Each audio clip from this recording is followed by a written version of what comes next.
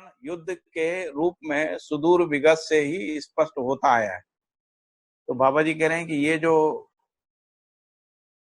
प्रवृत्ति है, कौन सी प्रवृत्ति? स्वयं का होना सर्वोपरि और अन्य को गौण मानना है, अन्य को नेष्ट मानना, जिसको अपन स्वयं श्रेष्ठता का अहंकार भी बोल सकते हैं। तो इसी प्रवृत्ति का प्रकटन जो है वो द्रोह, विद्रोह, शोषण, युद्ध के रूप में सुदूर विगत से ही स्पष्ट होता आया है। यही सारे जो रिलीजियस कॉन्फ्लिक्ट का कारण है या समुदाय चेतना में जो भी संघर्ष है उसका मूल कारण यही। इसमें भी स्ववैभव की ही स्वीकृति रहती है, स्ववैभव को शुभ माना रहता है। जागृति पूर्वक सर्व शुभ के साथ ही स्ववैभव के होने के तथ्य को समझ पाता है। तो कह रहे हैं कि लड़ाई झगड़ा युद्ध और सांप्रदायिक चेतना में रहते हुए भी उनमें स्ववैभव की स्वीकृति रहती है और वो स्ववैभव को शुभ माना रहता है, लेकिन स्ववैभव पता नहीं रहता है। तो जागृति पूर्वक सर्व शुभ के साथ ही, तो कह रहे हैं सर्व शुभ के साथ ही स्ववैभव के होने के तथ्य को समझ पाता है। भ्रमवश इससे अनभिज्ञ रहता है। जब इसमें निष्ठा हो जाती है, जागृत हो जाता है, तब विषम गुणों से मुक्त हो जाता है। जब तक विषम गुणों से मुक्त नहीं होता है तब तक कुंठा, निराशा, प्रताड़ना, प्रभावशील रहता है। इसी को मानव परंपरा में दुख कहते हैं। जागृत मानव का गुण सदा सदा मध्यस्थ होना पाया जाता है। हाँ जी,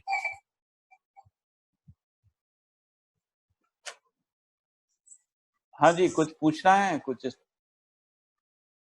ये चारों अवस्थाओं की बात हो गई, रूप, गुण, स्वभाव, धर्म। भैया जो ये है ना, ये सेंटेंस लिखा है, इससे ऊपर चलें तो सप्त धातुओं से रचित शरीर ना, समृद्ध मेधस तंत्र और मानव के निर्देश संकेतों को ग्रहण करने की क्षमता संपन्न जीवों में जीवन का होना प्रमाणित होता है।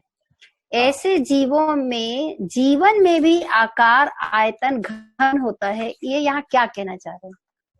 मतलब जो आकार, आयतन, घन है ना, वो जीवन में भी होता है, शरीर में भी होता है, ये बोल रहे हैं। उससे पहले क्या मतलब क्योंकि जीवन अपने आप को शरीर स्वीकार्य रहता है इसलिए? नहीं, उससे पहले जीवन नहीं है। हाँ, जो प्राणावस्था में जीवन नहीं है, इसीलिए वहां पर केवल जो वनस्पति का जो आकार, आयतन, घन है। भैया आवाज कट रही है आपकी। मैं ये कह रहा था, हेलो जी भैया, आ रही है अभी?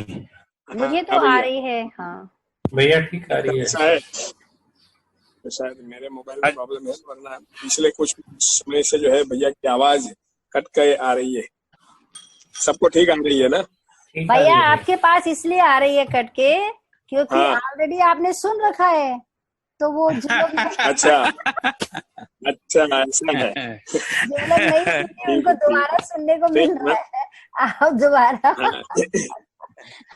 ठीक है, उसको मेरे यहाँ ठीक है, उसको ठीक कर लिया जाए। हाँ। मैं ये कह रहा था कि जो पदार्थावस्था, प्राणावस्था में वहां पे जो रूप है ना, तो वहाँ केवल एक ही वस्तु है ना, वस्तु के रूप में। यहाँ वस्तु रूप में दो चीजें हैं। जब अपन जीव और मानव की बात करते हैं तो उसमें शरीर और जीवन का संयुक्त रूप है जी। तो इसीलिए शरीर और जीवन की संयुक्त बात होगी जी। तो उसमें तो वो कह रहे हैं कि रूप दोनों में है। जीवन में भी रूप है, जो उसका जीवन का आकार, आयतन, घन है, उस रूप में है, और शरीर में भी है, शरीर का भी आकार, आयतन, घन। नहीं, इसीलिए फिर आगे ये भी लिखा ना, जीवन अति सूक्ष्म क्यों ना हो लेकिन उसका आकार, आयतन, घन है। नहीं, वो बात आपकी ठीक है, लेकिन वो उन्होंने पर्टिकुलरली ये लिखा ना कि ऐसे जीवों में जीवन में भी है। मतलब ऐसे जीवों में इसलिए लिखा है क्योंकि कई जीव ऐसे हैं जिनमें जीवन नहीं है, इसीलिए ऐसे जीव लिखा है। अच्छा, मतलब जो सप्त धातु से जो सप्त धातु से बने नहीं है, जिनमें समृद्ध मेधस नहीं है, जो मानव के निर्देश संकेत को ग्रहण नहीं करते, ऐसे जीव भी है ना। हाँ हाँ बिल्कुल ठीक बात है। हाँ जैसे स्वेदा संसार के जीव। हाँ नहीं वो तो मैं समझ गई है ना, समझ उसमें गए। और आधार भी रहते हैं। और लेकिन मैं ये कहने पे था, ये जीवन अपने को शरीर मानता है उस आधार पे नहीं है ना, आकार आयतन घन नहीं जीवन नहीं। की अपनी उस पे दिया है ना। हाँ जी हाँ। यही स्पष्ट करना चाह रही थी, दो में अंतर। हाँ हाँ जी मतलब ये जीवन का ही आकार आयतन घन की बात कर रहे हैं, शरीर की बात नहीं कर रहे हैं यहाँ पे। नहीं, शरीर की भी कर रहे हैं ना, दोनों तो करी, दोनों लिखा है ना। नहीं लिखा तो है पर वो शरीर में भी होता है ऐसा लिखा। शरीर में भी होता है, इसका मतलब जीवन में भी है और शरीर में भी है, दो अलग ये सेंटेंस की बात है। हाँ, तो शरीर में भी रूप गुण स्वभाव धर्म है और जीवन में भी रूप गुण स्वभाव धर्म है। अच्छा इस अर्थ में कह रहे हैं। हाँ जी, ठीक ठीक। इसीलिए लिखा ना, जीवन में भी गुण सम विषम मध्यस्थ प्रभावित रहता है। जी बिल्कुल। फिर आगे ये भी लिखा है कि मनुष्य जीवन प्रधान रहता है, इसलिए शरीर का जो सम विषम मध्यस्थ गुण है ना, नहीं वो वो गौण तो हो जाता है। हाँ वो तो बिल्कुल स्पष्ट हो गया, लेकिन वही इस वाले सेंटेंस को लेके थोड़ा मुझे लगा। जी ठीक है। थैंक यू भैया, थैंक यू। हाँ जी हाँ। भैया यहाँ ये जीवन में जो आकार आयतन घन की बात बताई है, तो उसमें घन किस रूप में रहता होगा जीवन परमाणु में? घन उसके गठन के रूप में रहता है, जो 61 अंश है। हाँ 61 अंश जितनी दूरी तक क्रियाशील रहते हैं उसके आधार पे घनता है। अच्छा, वो एक निश्चित दूरी तक ही रहते हैं ना। घन को तो मैं वजन के रूप में देखता हूँ, तो नहीं ये नहीं, जीवन घन यानी परमाणु वजन नहीं होता है। वजन नहीं होता। घन का मतलब होता है जब कोई पार्टिकल पास पास हो जाते हैं। अच्छा अच्छा, दूर दूर घनत्व। हो जाते हैं तो वो घन नहीं रहता है ना, ठीक विरल है हो जाता है। ठीक है भैया, मैं घन को थोड़ा जो है सोचा कि ये यहाँ घन को वजन के रूप में कह रहे हैं, तो ये तो बाहर ही नहीं रहता है जीवन नहीं नहीं, परमाणु, घन फिर का यहाँ मतलब वजन। आकार आयतन घन कैसे करें? हम्म। ठीक है। नहीं भैया, लेकिन यदि डेंसिटी को कहें तो पार्टिकल पास और दूर होना तो पाया जाता है यदि भौतिक पदार्थों में कहें, लेकिन वो उसका वॉल्यूम से मतलब होता है ना, पास रहने वाले को घन कहें ऐसा नहीं है। वॉल्यूम को आयतन बोलते हैं। अंग्रेजी में वॉल्यूम शब्द जो है ना, वो आयतन के लिए। ये जिसको डेंसिटी कहते हैं उसमें मास भी है और स्पेस भी है। हाँ, लेकिन डेंसिटी नहीं है ना ये, डेंसिटी को घनत्व तो बोलते हैं। अच्छा, बाबा जी ने घनता शब्द इस्तेमाल किया। तो घन से क्या मतलब है, फिर से बताइए। हाँ घन का मतलब है जो पास में रहते हैं वो घनता है। जैसे हम लोग कहते हैं ना, ये सघन है। अच्छा अच्छा, उस अर्थ में घन है। सघन आबादी का मतलब पास पास है। अच्छा हाँ। अच्छा, घन घन घन है। हाँ हाँ ठीक है, उस अर्थ में है। ठीक है।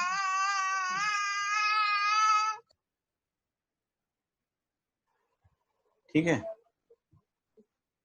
तो मानव का भी यहाँ पर आगे गुणों का व्याख्या कर दिया। मानव में भी गुण सर्वाधिक मध्यस्थ के पक्ष में है, जो स्वयं रूप में व्यक्त होते हैं। भ्रमित मानव में स्व को सर्वोपरि माने रहते हैं, अन्य को गौण माने रहते हैं। इसी प्रवृत्ति के कारण से द्रोह विद्रोह शोषण युद्ध जो है वो सुदूर विगत से होता रहा है। वो कह रहे हैं इस सब में होते हुए भी स्ववैभव की स्वीकृति रहती है। स्ववैभव की स्वीकृति यानी जो जिसको हम लोग कह रहे हैं मानवीय जो स्वभाव है उसकी स्वीकृति रहती है। स्ववैभव को शुभ माना रहता है।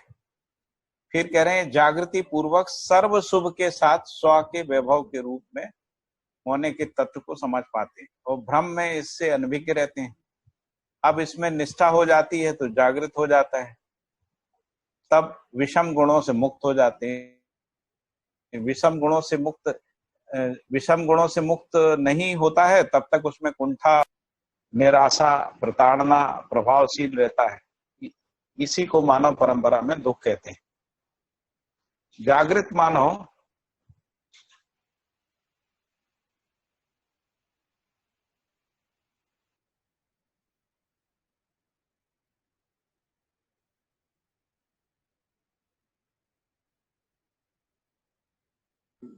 उससे डिस्कनेक्ट हो गया लगता है।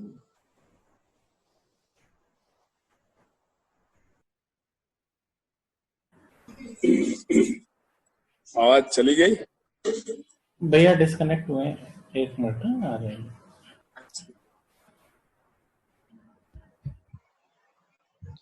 हाँ जी, जागृत मानव का गुण सदा सदा मध्यस्थ होना पाया जाता है। इसका सार्वभौम स्वरूप जागृत मानव परंपरा को बनाए रखना, सार्वभौम व्यवस्था को बनाए रखना और अखंड समाज अध्ययन पूर्वक अखंड समाज सूत्र को प्रमाणित किए रहना है। और आगे ये कहा कि यह परिवार में न्याय को प्रमाणित किए रहने के रूप में प्रकट होता है। इन सभी तथ्यों को अध्ययन करने में संपूर्ण मानव के लिए शुभ समाधान सत्य का सुस्पष्ट नजरिया प्रमाणित होता है। जागृत मानव का गुण सदा सदा मध्यस्थ होना पाया जाता है। इसका सार्वभौम स्वरूप जागृत परंपरा को बनाए रखना, सार्वभौम व्यवस्था को बनाए रखना, अध्ययन पूर्वक अखंड समाज सूत्र को सूत्रित किए रहना है। यह परिवार में न्याय को प्रमाणित किए रहने के रूप में प्रकट होता है। इन सभी तथ्यों को अध्ययन करने में संपूर्ण मानव के लिए शुभ समाधान सत्य का सुस्पष्ट नजरिया प्रमाणित होता है। इसकी आवश्यकता है। इसी परंपरा विधि से संपूर्ण अध्ययन समझ में आता है। मानवीय गुणों से ही मानव की मौलिकता परस्पर समझ में आती है। इसी प्रकार हर अवस्था, हर पद में विद्यमान इकाइयों का उनके गुण, स्वभाव, धर्म, रूप के साथ अभिव्यक्त रूप में प्रमाणित होती रहती है। इसी प्रकार जैसा मानव में है, इसी प्रकार हर अवस्था, हर पद में विद्यमान इकाइयों का उनके गुण, स्वभाव, धर्म के रूप के साथ अभिव्यक्त रूप में प्रमाणित होती रहती हैं। इनमें से मनुष्य के अतिरिक्त सभी अवस्थाओं, पदों में हर इकाइयां अपने सहित व्यवस्था के रूप में हैं ही। मानव भी इकाई होने के कारण संज्ञानीयता पूर्वक संवेदनशीलता में नियंत्रण प्रमाणित होने के पर्यंत जागृत होने की आवश्यकता है। तो कह रहे हैं कि इसमें से मनुष्य के अतिरिक्त सभी अवस्थाएं, यानी तीनों अवस्थाएं और पद, हर इकाई अपने में त्वसहित व्यवस्था में है ही। मानव भी इकाई होने के कारण संज्ञानीयता पूर्वक संवेदनशीलता में नियंत्रण प्रमाणित होने के पर्यंत जागृति की आवश्यकता है। मानव का तात्पर्य सह अस्तित्व में संपूर्ण पद अवस्था में स्थित जड़ चैतन्य प्रकृति को जानना, मानना, पहचानना, निर्वाह करना। मानव का तात्पर्य है सह अस्तित्व में संपूर्ण पद अवस्था में स्थित जड़ चैतन्य प्रकृति को जानना, मानना, पहचानना, निर्वाह करना।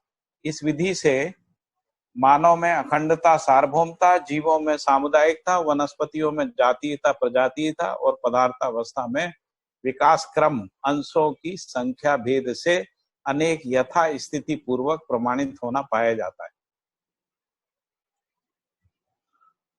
मानव का तात्पर्य ही है सह अस्तित्व में संपूर्ण पद अवस्थाओं में स्थित जड़ चैतन्यात्मक प्रकृति को जानना, मानना, पहचानना, निर्वाह करना। इस विधि से मानव में अखंडता और सार्वभौमता, जीवों में सामुदायिकता, वनस्पति में जातीयता, प्रजातीयता, पदार्थावस्था में विकास क्रमगत अंशों की संख्या भेद से अनेक यथा स्थिति है, जिनको हम लोग एलिमेंट्स कह रहे हैं, प्रमाणित होना पाया जाता है। अस्तित्व में विविधता होते हुए भी राशि विधि उन अवस्थाओं और पद भेद से मानव कुल पहचानने की व्यवस्था अस्तित्व सूत्र व्याख्या से अध्ययन गम्य है। ये राशि विधि क्या चीज? अस्तित्व में विविधता होते हुए भी राशि विधि क्या है भैया? राशि विधि, राशि मतलब भैया पदार्थ की क्वांटिटी को कह रहे हैं ना? उन अवस्था और पद भेद से मानव कुल पहचानने की व्यवस्था सह अस्तित्व सूत्र व्याख्या से अध्ययन गम्य है। अच्छा, राशि विधि का मतलब है जब कलेक्टिवली जब हम देखते हैं, जैसे पदार्थ राशि है ना, और जिसको अपन वनस्पति राशि है ना, या जीव राशि या मानव राशि, इस रूप में है ना।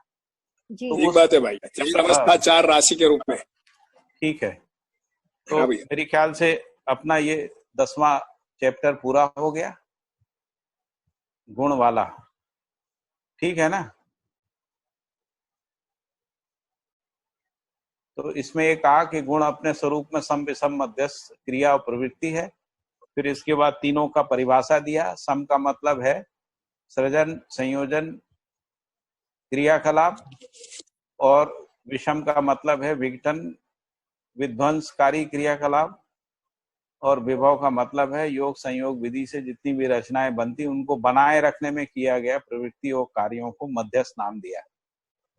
फिर इसके बाद ये कहा कि हर क्रिया जो है स्थिति गति स्वरूप में प्रकट करता ही है, तो हर क्रिया के मूल में प्रवृत्ति होना स्वाभाविक है। हर प्रवर्तन हर इकाई में परस्पर पहचानने के आधार में गतिशील और प्रकट है। फिर इसके बाद ये कहा गया कि इसको हर अवस्था, पद और यथा स्थिति में पहचाना जा सकता है। हर इकाई में पहचानने की प्रवृत्ति है। पहचानने और निर्वाह करने के आधार पर प्रवर्तन, विकास क्रम विकास, जागृति क्रम जागृति, है ना, घटित होना पाया जाता है। इसी के आधार पर हर इकाई का निश्चित आवश्यकता त्वा के रूप में स्पष्ट होता है, और प्रवर्तन के आधार पर आवश्यकता स्पष्ट होती है। तो प्रवर्तन का मतलब है जागृति यानी व्यवस्था में भागीदारी, जागृति क्रम में भागीदारी करने की प्रवृत्ति, विकास में, विकास क्रम में आदि। इस प्रकार आवश्यक प्रवर्तन, आवश्यक पहचानना, इस क्रम में परस्पर पहचान होता है। फिर आगे कहा कि त्वा सहित व्यवस्था क्रम में पहचान है। एक दूसरे को पहचानने के आधार पर रहस्य से मुक्ति है। इन इकाइयों के संबंध में अज्ञात नाम की कोई चीज नहीं है। फिर उन्होंने कहा जैसे इसको कैसे, कोई लोग प्रश्न करेंगे ये कैसे संभव है, तो उन्होंने कहा जैसे सिंधु के एक बिंदु का अध्ययन करने से सिंधु का पूरा अध्ययन हो जाता है, उस विधि से ही हम एक एक यथा स्थिति अवस्था और पद का अध्ययन करने से और उनके रूप गुण स्वभाव का अध्ययन करने से हम सभी प्रकार के रहस्यों से मुक्त हो जाते हैं। फिर रूप गुण स्वभाव धर्म के बारे में बोला। आकार आयतन घन से रूप है, सम विषम मध्यस्थ के रूप में गुण है, संगठन विघटन के रूप में स्वभाव है, और अस्तित्व के रूप में धर्म है। ये पदार्थावस्था में है। फिर यही जीवावस्था में सारक मारक के रूप में स्वभाव और अस्तित्व पुष्टि सहित धर्म होना पाया जाता है। फिर जीवावस्था में उन्होंने कहा कि जीव और शरीर दोनों में आकार आयतन घन के रूप में रूप होता है, सम विषम मध्यस्थ के रूप में गुण भी होता है, लेकिन क्योंकि जीवन प्रधान होता है इसलिए शरीर का सम विषम मध्यस्थ जो है वो गौण हो जाता है। फिर स्वभाव के बारे में कहा कि ये जो स्वभाव है धर्म के संयुक्त रूप में ही प्रकट होता है जीव संसार में, है ना। इसका प्रमाण क्या है, तो क्रूरता अक्रूरता जो है शरीर और जीवन के संयुक्त रूप में ही स्पष्ट हो पाता है। फिर जीने की आशा भी धर्म, जीने की आशा धर्म भी संयुक्त रूप में ही प्रकट होता है, यानी शरीर नहीं हो तो नहीं हो पाता है। फिर संपूर्ण जीव वंशानुसंगी विधि से व्याख्यायित है। इसके आगे मानव का भी सम विषम मध्यस्थ गुण का स्पष्टीकरण हो जाता है। मानव में भी गुण सर्वाधिक मध्यस्थ के पक्ष में है, जो स्वयं में वैभव के रूप में व्यक्त रहता है। मानव जब तक भ्रमित रहता है तब तक वो अपने स्व को सर्वोपरि और अन्य को गौण मानता है। इसके कारण से द्रोह, विद्रोह, शोषण, युद्ध आदि की प्रवृत्ति देखने को मिलती है ना। फिर वो कह रहे हैं कि लेकिन इसके बावजूद भी उसमें स्व वैभव की स्वीकृति रहती है, स्व वैभव को शुभ माना रहता है। फिर वो कह रहे हैं जागृति पूर्वक सर्व शुभ के साथ स्व वैभव होने के तत्व को पहचाना गया है। भ्रम बस इससे अनभिज्ञ रहता है। जब उसमें निष्ठा होती है, जागृत हो जाता है, तब विषम गुणों से मुक्ति हो जाती है। जब तक विषम गुणों से मुक्त होता नहीं है तब तक उसमें कुंठा, निराशा, प्रताड़ना प्रभावशील रहता है। यही मानव परंपरा का दुख है। फिर जागृत मानव का गुण सदा सदा मध्यस्थ होना पाया जाता है। इसका क्या मतलब है, तो उन्होंने कहा इसका सार्वभौम स्वरूप जागृत मानव परंपरा को बनाए रखना, सार्वभौम व्यवस्था को बनाए रखना, अध्ययन पूर्वक अखंड समाज सूत्र को प्रमाणित किए रहना। फिर और क्या कहा, तो ये कहा कि यह परिवार में न्याय को प्रमाणित किए रहने के रूप में प्रकट होता है। इन सभी तथ्यों को अध्ययन करने में संपूर्ण मानव के लिए शुभ समाधान सत्य का सुस्पष्ट नजरिया प्रमाणित होता है। इसकी आवश्यकता भी है। इसी परंपरा विधि में संपूर्ण अध्ययन समझ में आता है। मानवीय गुणों से ही मानव की मौलिकता परस्पर समझ में आती है। इसी प्रकार हर अवस्था हर पद में विद्यमान इकाइयों का उनके गुण स्वभाव धर्म रूप के साथ अभिव्यक्त होने में प्रमाणित होती रहती हैं। इनमें से मनुष्य के अतिरिक्त सभी अवस्थाओं पद हर इकाई अपने त्वसहित व्यवस्था के रूप में है ही। मानव भी इकाई होने के कारण संज्ञानीयता पूर्वक संवेदनशीलता में नियंत्रण प्रमाणित होने के पर्यंत जागृत होने की आवश्यकता है। मानव का तात्पर्य ही है कि वो सह-अस्तित्व में संपूर्ण पद अवस्था में स्थित जड़ चैतन्य प्रकृति को जानना, मानना, पहचानना, निर्वाह करना। इस विधि से मानव में अखंडता, सार्वभौमता, जीवों में सामुदायिकता, वनस्पति में जातीयता, प्रजातीयता और पदार्थावस्था में विकास क्रमगत अंशों के संख्या भेद से अनेक यथा स्थिति पूर्वक प्रमाणित होना पाया जाता है। अस्तित्व में विविधता होते हुए भी राशि विधि उन अवस्था और पद भेद से मानव कुल पहचानने की व्यवस्था सह अस्तित्व सूत्र व्याख्या से अध्ययन गम्य है। ठीक है। सर्व शुभ हो।